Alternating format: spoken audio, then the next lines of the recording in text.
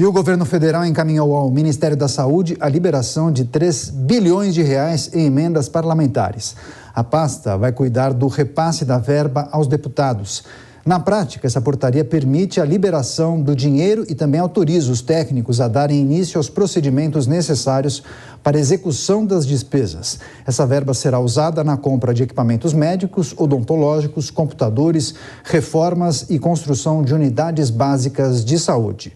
Agora, Dora Kramer, há pouco nós exibimos uma reportagem tratando justamente sobre a possibilidade do presidente da República assumir a articulação de governo. Nós tivemos 2 aperitivos, digamos assim, que deixaram claro que o governo não tem força ou não está organizado, pelo menos no Congresso Nacional. Adiamento da PL das fake news e aquela derrubada de decretos em relação ao saneamento, o marco do saneamento básico. Lula é um homem de 77 anos, né? De que maneira ele pode contribuir para essa articulação?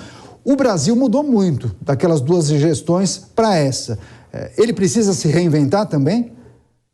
Ele precisa, principalmente, Daniel, se atualizar. Você tocou no ponto, né? O Brasil é completamente diferente, vem se falando isso há muito tempo. Estava fazendo uma continha aqui, 125 dias de governo.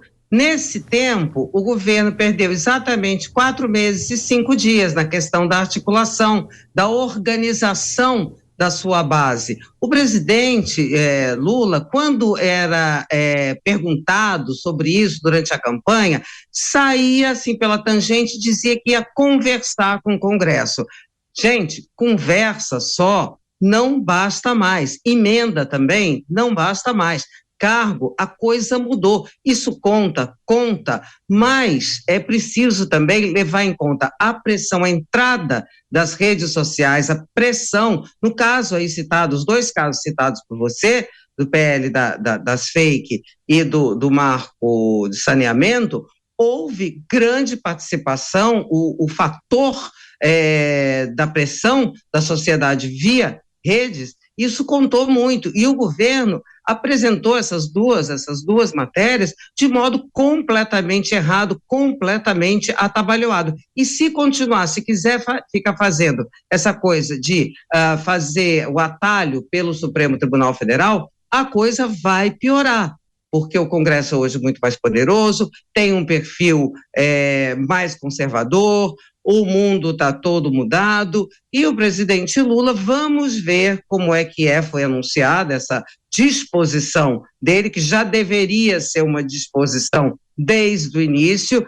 de realmente levar adiante, quer dizer, entrar com mais força nessa questão da articulação. O outro fator, só para finalizar, é que os operadores ali, palacianos, principalmente articulação política e Casa Civil, eles não têm as mesmas qualidades estratégicas daqueles operadores lá atrás, Palocci, Gusquem, Zé Dirceu, sem entrar no mérito do comportamento de nenhum deles, mas nesse aspecto de operação governamental, eram pessoas que têm uma expertise muito maior do que os atuais operadores. E isso eu estou dizendo, quer dizer, eu acho também, mas eu estou aqui transmitindo a avaliação interna, não só de atuais integrantes do governo, mas de gente que foi integrante lá atrás dos governos, não só Lula 1 e 2, como também Dilma 1,5.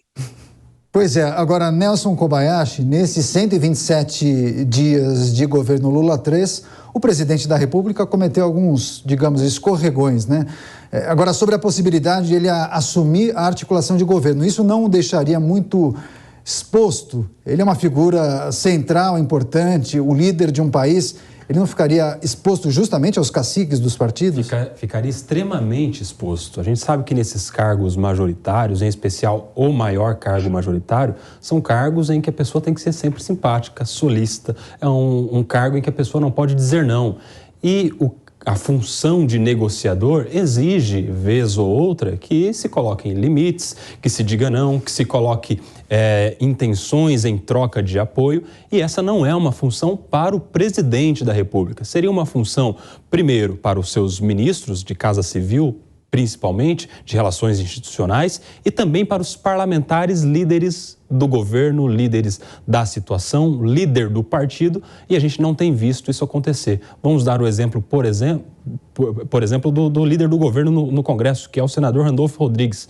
Alguém que não tem a simpatia de grande parte dos parlamentares, alguém que era de um partido até esses dias, estava em transição, não sei se já mudou, mas era de um partido que judicializa tudo o que acontece no Congresso. Toda lei que é aprovada contra a sua vontade, ele leva para o Supremo.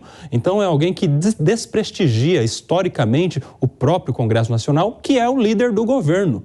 Veja só em que situação está o presidente Lula. Ele não tem mais os seus correligionários de primeira hora habilidosos na política. Isso vem, claro, do histórico do Partido dos Trabalhadores nos últimos anos. O Partido dos Trabalhadores, há algumas eleições, perdeu muitos parlamentares, perdeu muitos líderes, perdeu muitos estados em que tinha bons governadores, mas agora se vê numa situação extremamente difícil o presidente Lula.